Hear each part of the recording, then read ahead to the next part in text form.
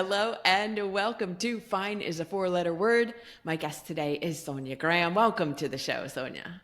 Thanks for having me, Lori. I'm so excited to be here. I am excited to have you. And when we were doing the pre-show call, you reminded me who introduced us, and now it totally went out of my head. Jason Madden. Jason Madden, right.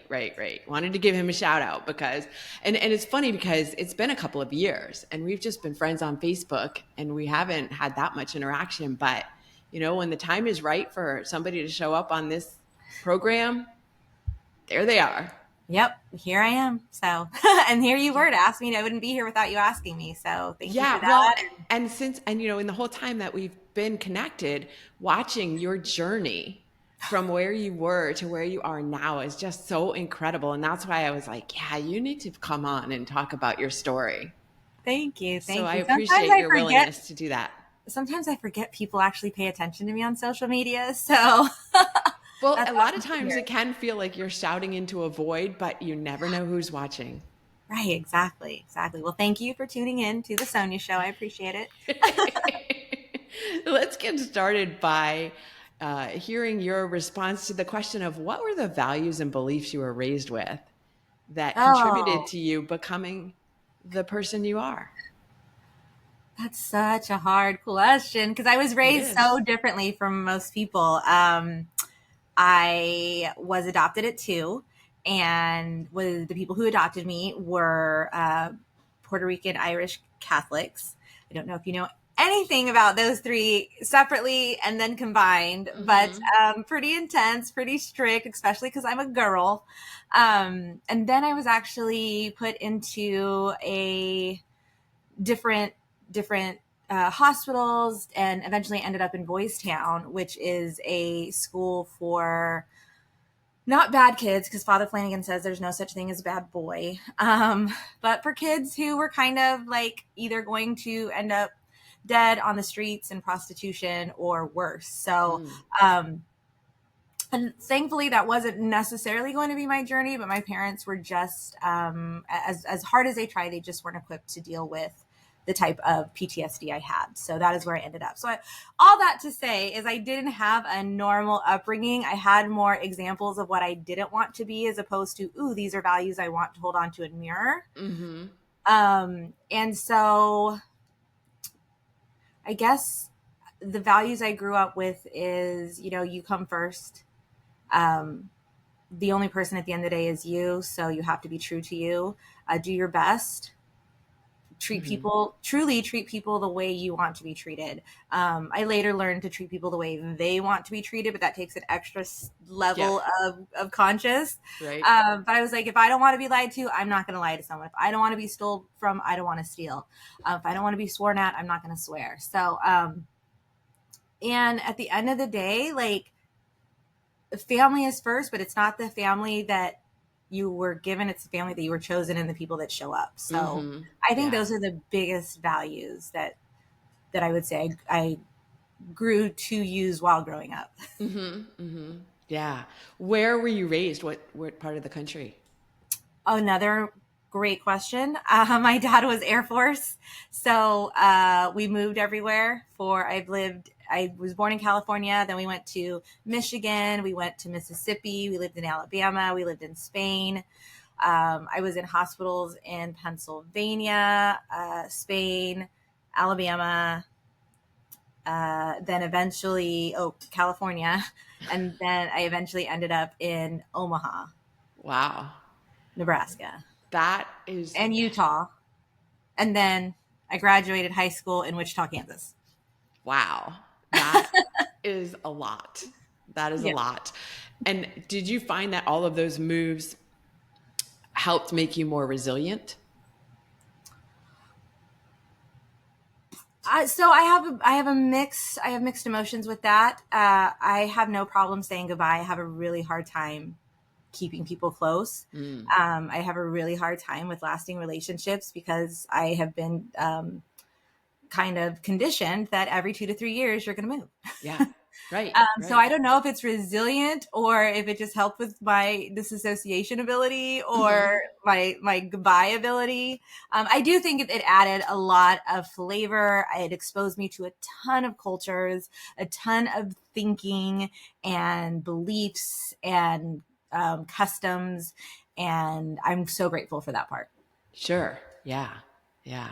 And then, so then after you graduated high school and now you get to decide on your own what you're going to do with your life. What did you do? Nothing great. I don't know that I should have been left up to my own devices. No. So I graduated actually early. I graduated when I was 16. So I wasn't, legal to just be out there on my own. Oh, wow. I didn't end up getting, well, I didn't mean to. It's not because I was super smart. Please don't anybody think I'm a genius. I'm intelligent, but I didn't graduate because I was super smart. I graduated because of all the places that I was in, my credits. I accumulated so many credits. Mm. And so when I left Boys Town and went to live with my parents, they put me in a Catholic school. And Catholic school, they don't really care where you are. You have to have like 53 religious credits in order to graduate. And I'm not really an in the box person. I didn't really like Yeah. jive with. Anyway, so we ended up graduating me early. I do have a diploma. GEDs are great, but I do have a diploma. My mother made sure of that. So I actually ended up working at Sears part-time, ended up getting pregnant. Um, and really just kind of fumbled around through life for a while. I got pregnant when I was 17. I had my first kid at 18. I got pregnant again at 24. I had some really weird time in between that age gap. And I ended up getting married at 27, getting divorced at 27, getting married again at 27. Oh my gosh, 27 that's was, a big year. it was a great year. Wow. And I married the men that I married were in the military, so we moved around. I had a whole slew of different jobs. When we moved, the final move, well, not the final move, but in 2015, we moved here to Maryland and I got my real estate license. And so I guess you could say I became a mom, a wife, a single mom, and a realtor with my life. Okay. All right. It's the realtor thing though that has really, like, it seems like that's where you found your stride, or I don't know how to phrase that. Like, is that the way you, I think I screwed that. Like, yeah, That's found your okay. stride. Yeah. I said it and it sounded funny, but I think that's what I meant to say. No, it sounded perfect. Yeah, I mean, I wish I had this amazing story of how real estate was just like my lifelong dream. And it was I didn't want to own a house, and I owned two by the time I got my license. Like, we were literally, it was like, we just landed here from Italy, and my husband at the time was like, "Are you going to work?" And I was like, "Yeah, I want to." But I'd been bartending for 3 years and I made a lot of money bartending, but I spent a lot of hours from 5 p.m. to 5 a.m. Yeah. awake and away from my son. And my son was like, "I don't want you to work at night, Mom." Oh, and before that, I was an 911 dispatcher and I worked the midnight shift. Oh, So my son geez. was tired of not seeing me. Of course. And we were walking out of our realtor's office and they had a little sign that said hiring. And my husband, at the time, he actually wanted to be a realtor. His aunt was a realtor, a very successful realtor. He wanted to be a realtor when he got out. And he was like, "You should start this right now. You'd be great at it." And I was like, "Okay." And then when we got divorced, it was kind of like, okay, I went from a, 6-figure dual income home where I didn't really have to put effort into the work that I did, but I've had 3 really great years of apprenticeship and training. So do I keep this? Do I keep going and hope it takes off? Or do I go get a 9 to 5, not even minimum wage job and go backwards? In my head, that would be going backwards. So I just hunkered down and said, "Okay, I'm going to be successful at this one way or the other. I'm going to be successful at this." And I got really clear on my numbers. My numbers were very, very basic. Like, what do I need to survive every month? Mm-hmm. How many houses do I have to sell every year to make sure that I survive? That's all I want. I don't want a Bentley. I don't want $1 million. I don't want to pop bottles on boats every, week. I just want to pay my bills and not end up homeless. I've been homeless. That wasn't great. Yeah. So what do I do? And thankfully I was able to make a really comfortable life doing that. Yeah. doing this. I'm still doing it. I'm still doing it, universe. I'm still doing it. Yes. Yes. And teaching others how to be successful now too, right? Oh, I am so passionate about I don't know if I'm going to teach them how to be successful, but I'm definitely, my mission is to provide the missing link between getting licensed and getting into business. And what I mean by that is getting licensed, at least in Maryland, and in Texas. I was licensed in Texas for a while, but I don't train Texas agents. But in Maryland, it's a 60-hour law course. That's what it has nothing to do with contracts. It has nothing to do with the process. It has zero to do, like when you become a realtor, it's not like you go and work for a broker who gives you ready, willing, and able buyers and sellers. Mm-hmm. You're opening your own business. You have to establish an LLC, a bank account, get a CPA. None of that's told to people when they get their license. It's here's a license. We're going to take half of your money. Don't get sued. Yeah. And I'm like, that's insane. Or you have the flip side where it's just, we're going to teach you how to lead generate. We're going to teach you how to convert, what is that word? Convert. Sorry. I was going to say converse, but we know how to talk, how to convert leads. Somebody else will do your contract writing. Somebody else will do your paperwork. You just go out and get more bodies. And I think that's a great thing to build up to. Mm-hmm. For me, and the way my brain works is I don't know how to tell someone to do the job I don't know how to do. And if I do tell someone to do a job for me that I don't know how to do, then I have no business getting mad at them when they don't do it right. Right. Or they take longer than you think they should be taking. Right. So let's learn how to do it. Like most people don't know this, but about 97% of realtors never write a contract until they have their first client ready to write a contract. And I don't want to be that that person. Right. And I was like, because and that's kind of what got me started is I was like, would I hire me as a realtor? Mm-hmm. Absolutely not. I wouldn't hire me because I don't know what I'm doing. Okay, let me learn how to do this. Let me learn the unsexy parts because contract writing is not sexy. Comp pooling is not fun. And yet very important. The most important.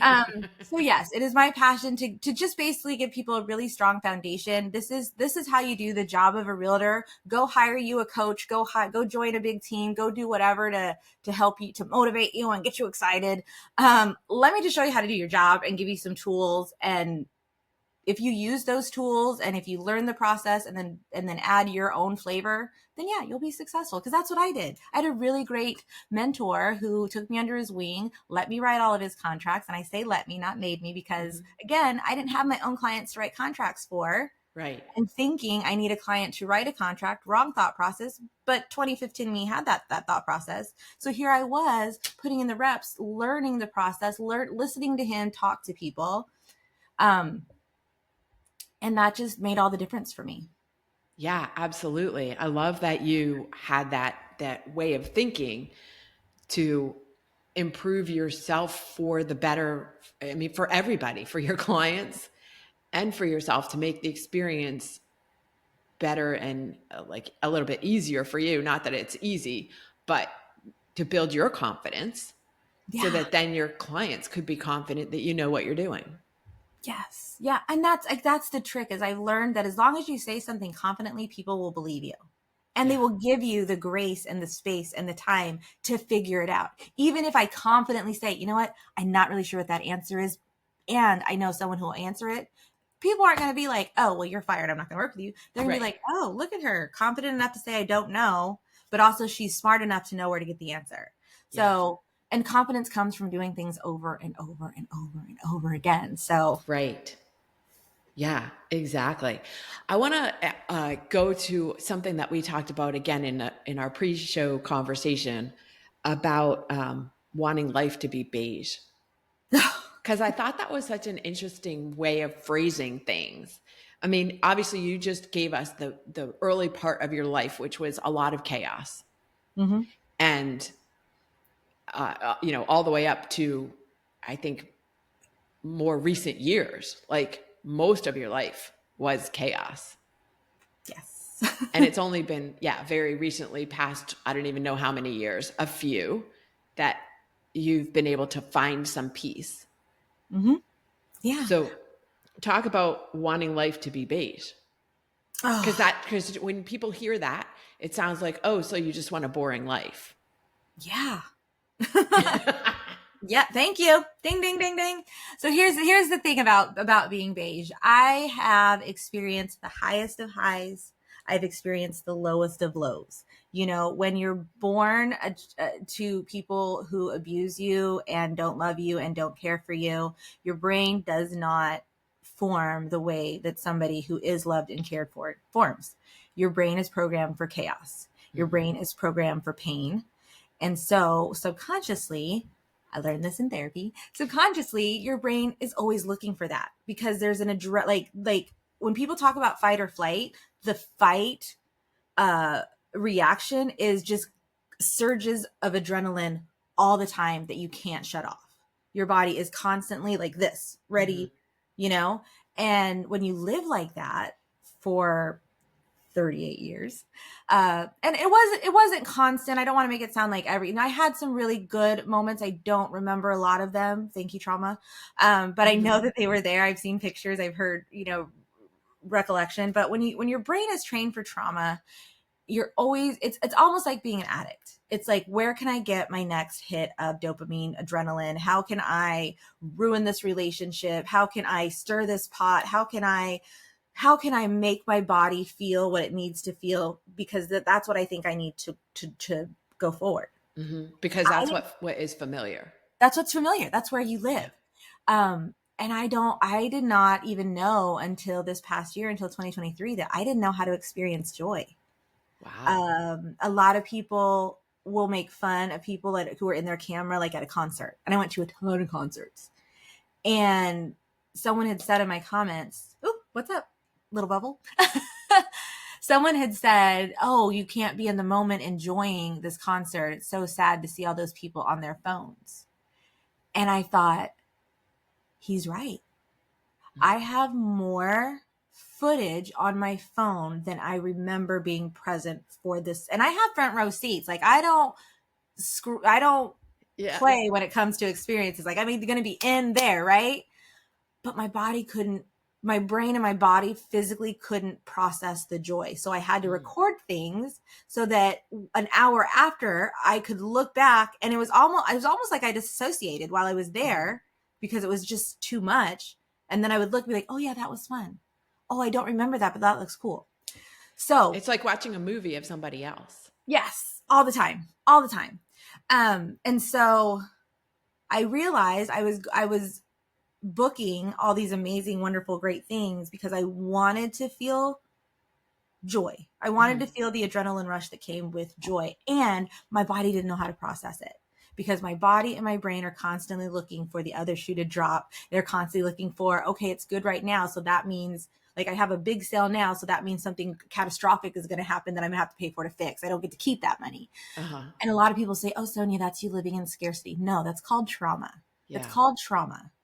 And so this past year I was like, I do love to have a good time and I do love to have a good cry.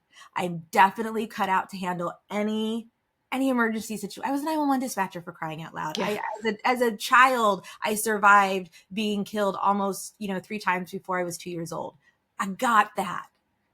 I want to know what it's like to just be happy. Just be happy and live in beige. I like rainbows and the dark is cool because that's when the stars come out. I get that, love that. I want to know what it's like to just be, just exist and just be in the moment and experience that moment, not at a super high, not at a concert high, not at a heartbroken low, just like, it's Tuesday. It's 70 degrees and it's partly cloudy. And you know what? That's cool. Yeah. So I want beige. I wish more people loved on beige because beige is so great. When you describe it that way, yes.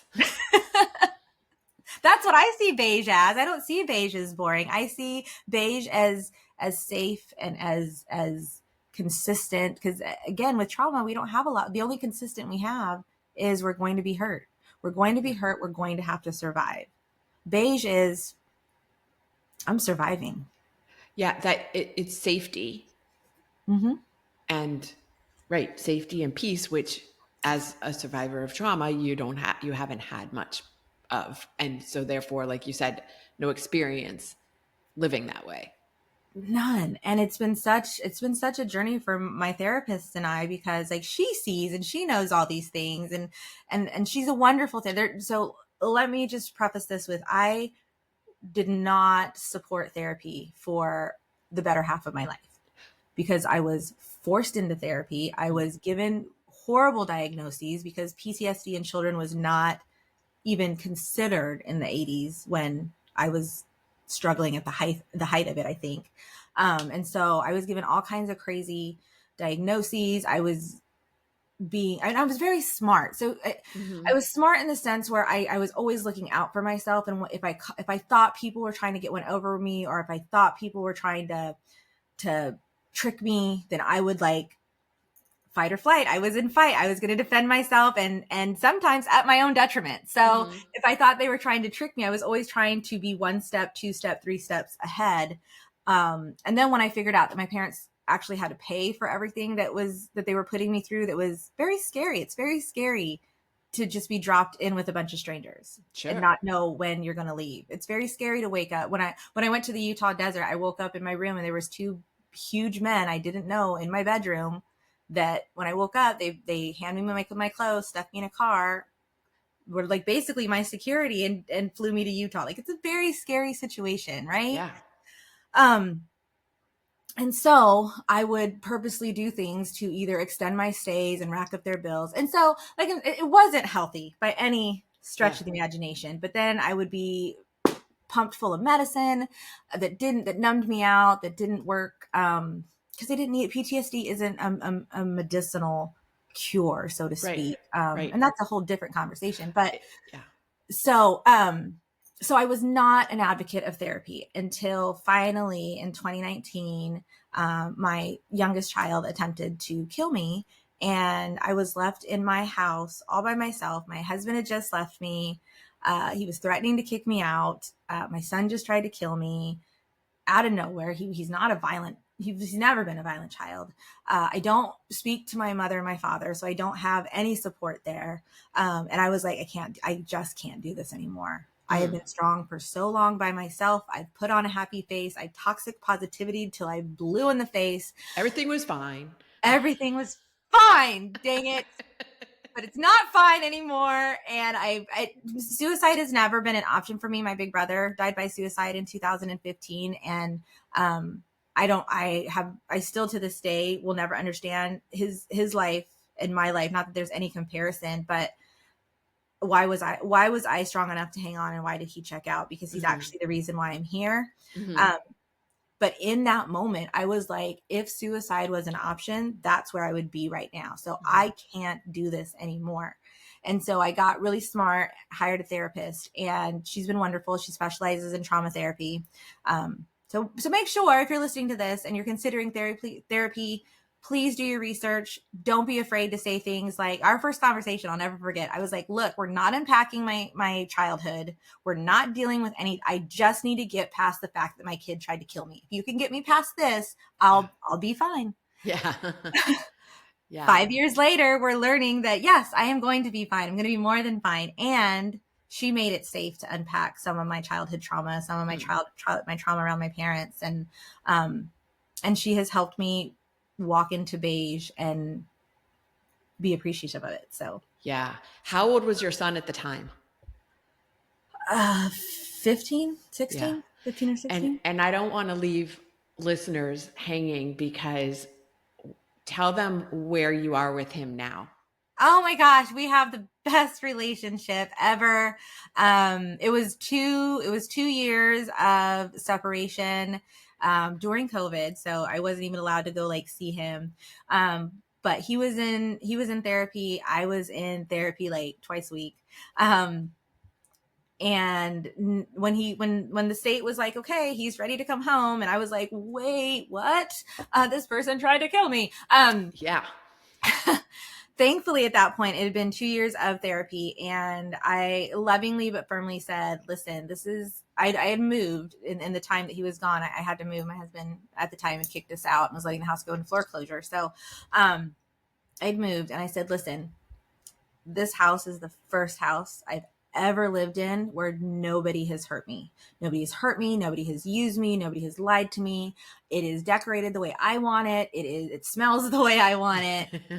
This is my safe place. And it has taken me 2 years to not sleep with all my doors locked and a bat under the bed and with one eye open. I want you to come home. I want you to be a functioning member of society, but I'm absolutely not going to tolerate one letter of disrespect. I'm not going to tolerate one moment of anything that I've dealt with you for the last 5 years. So if you have any thought that you're going to come back into my house and act that way, you're not welcome. And those are the hardest words I've ever had to say, because that's my son. Like, that's my baby. Yeah. And he could not have been more apologetic. We continued in therapy for about a year after he came home.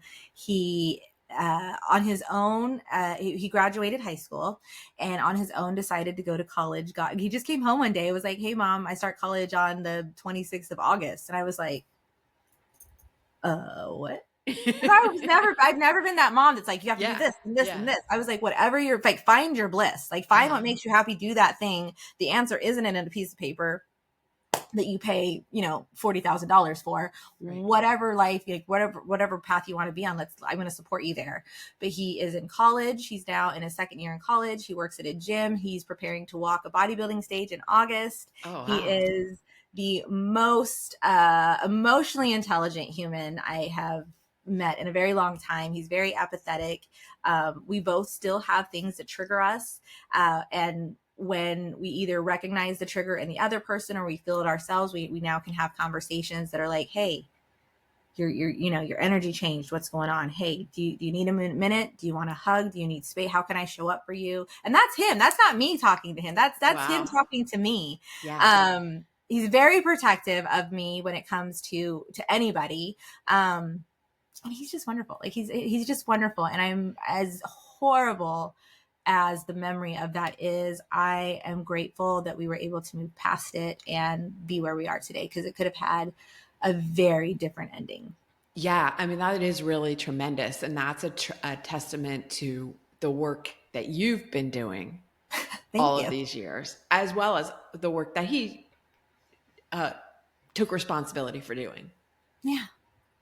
And that was really key. We both had to take responsibility for our part, because while nobody ever deserves to be hurt physically, I had a part in his hurt that he wasn't able to process. And here's the thing: the hardest role I've ever had to play is a mom who was falling apart but had to stay strong for her son. And there's really no way to plan that. There's no way to plan that. And I think there's so needs, and dads do it too. Like, I don't want to make it seem like I'm just like pro woman. Like, dads fall apart and have to be, show up for their kids. And the truth is we don't get a handbook. We don't get a handbook that says, okay, this is how you handle this situation. This is how you handle this age. Right. So, I think the fact that I was also able to show up for him and be like,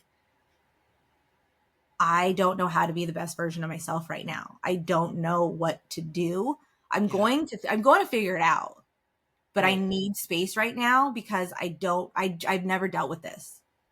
And I think the fact that I was able to just be human with him, as opposed to like be this strong, unbreakable robot. Right. Or to retaliate back what you had grown up with. So you were the one to break this cycle, this ancestral cycle. Yes. Well, thank you for saying that, because while my parents and I don't speak, the last time I texted with my dad, it was not a pleasant conversation. They were actually unwelcoming me to a family reunion that everybody in my family had invited me to.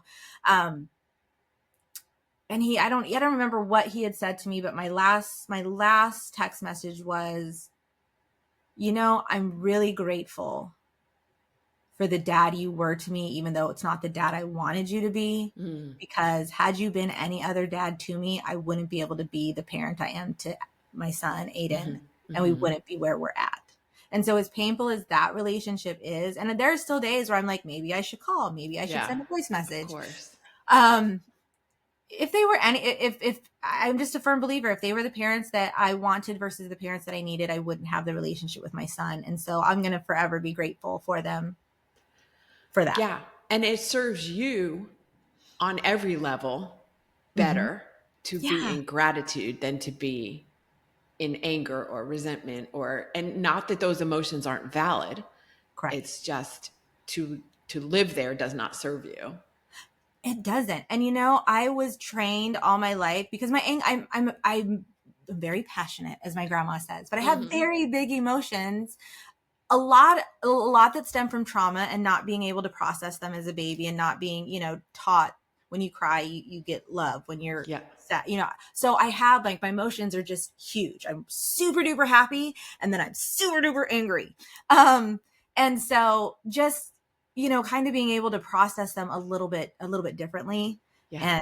And acknowledging them, because I was always so scared of anger. I was like, I can't be angry, because if I'm angry, bad things will happen. I can't be this. I can't be any negative emotion, because people don't like when I'm a negative emotion, and I want people to like me, because nobody likes me. And if I'm just so learning that anger serves a purpose. Yeah.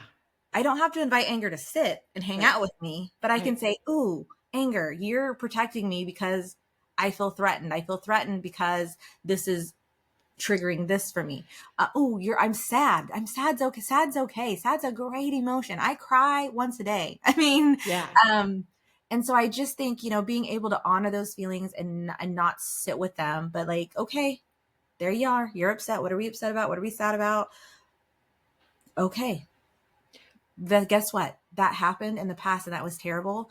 This is what's happening now. And we can put that to bed, or we can put that aside, or you know what? You can walk with me, but I'm still going to keep moving. I'm not going to be angry. Hang out with me. We're only going to be angry till 8 p.m. on Thursday. But we're going to still keep moving. So I think being able to honor those feelings, I think that we live in I love the fact that the world today is so cognizant of healing, and so cognizant of needing to break generational curses. But I also think because of that, we have devalued all the rest of the feelings. And I think all the rest of the feelings are so important. And if we can learn to process them correctly, and we can learn to give them the respect that they deserve, we're going to go further faster in whatever we're trying to do. So 100%. Yes. Because it's part of being human. Yeah. You can't shove them under the carpet and go, they're not there. I mean, you can try. You can do it for 38 years before it all boils over. But it's going to boil over, and you're going to be fine. Right. Yes, exactly. Well, right. The world is better if we do honor them. Yeah. There's a whole movie about that. Have you seen the Little Feelings movie? I'm excited to see. Oh my gosh. Not Elements. Is it Elements? No, I forgot what it's called, but there's a movie about feelings, and they have a new one they're introducing, and that's anxiety. So I'm like, ooh, I want to meet anxiety, because I know what mine looks like. It's really cute. I'll look it up after the call and send it to you. Okay, cool. Yeah, maybe we can put it in show notes. Yes. All right. Well, speaking of show notes, I'm going to put a link to this in show notes as well. But what's the song that you listen to when you need an extra boost of energy? What's your song? That was such a hard song. I have so many, but I think for the last year, it's been The Greatest by Sia, because she says, I'm free to be the greatest. I'm alive. Yeah. There's no conditions. You're just free to be the greatest, whatever it is. If you want to be the greatest napper, you can be the greatest napper. If you can be the world's okayest realtor, that's me. You can be the greatest world's okayest realtor. So, I just think it's just a constant reminder because a lot of people are like, oh, Sonia, you're so confident. You're so this, I'm terrified every day. I was terrified to come on this podcast. I know. That's my little imposter syndrome that likes to pop out. But that song reminds me, yeah, you're free to be the greatest, because you know what? You woke up above ground. Like, you got an extra day. You can be whatever you want to be, however you want to be. And if you want to be the greatest, do that. So that song pumps me up. Awesome. And I am going to just note that even though you were afraid, you still did it anyway. And so courage doesn't mean absence of fear. It means doing the thing anyway, doing it scared. Yeah, I don't know where anyone got the idea that you don't have to be afraid. Guess what? The more afraid I am to do something, usually the more energy I put into it, usually the more relieved I feel afterwards, and the more proud I am of myself afterwards. And again, fear is an emotion. Let's dance with it. It'll eventually die down, right? Right. Like I'm sitting here talking, sharing stuff that I haven't shared publicly very often, and definitely not the last year or so. And I didn't die. I didn't throw up. The screen did not combust. Like, and I'm gonna, continue my day, and nothing terrible happened. So yeah, it's okay to be afraid. Use that fear to fuel you into movement. That's literally what I've done my whole life. I've been afraid my whole life, and it was like, well, this is what I said I would do. So I never said I would. There was never a condition that I would do it if I wasn't afraid. I just said I would do it. So let me do it. Awesome. If someone wants to continue this conversation with you, where's the best place to reach you? No, I'm everywhere. DM me. I'm going to respond quicker to text. I won't lie to you. Text me. My phone number will probably pop up somewhere. You can find me on Facebook, Instagram, Threads, Twitter, Snapchat, but I don't use Snapchat a lot. It's mostly to stalk my child. You can email me. Okay. I'm in the Maryland area, so just hit me up. Yeah, excellent. I'll put links to all of those outlets in the show notes as well. Thank you. And I really appreciate you joining me today here on Fine is a 4-letter word. Thank you for having me. So grateful and honored. I appreciate it.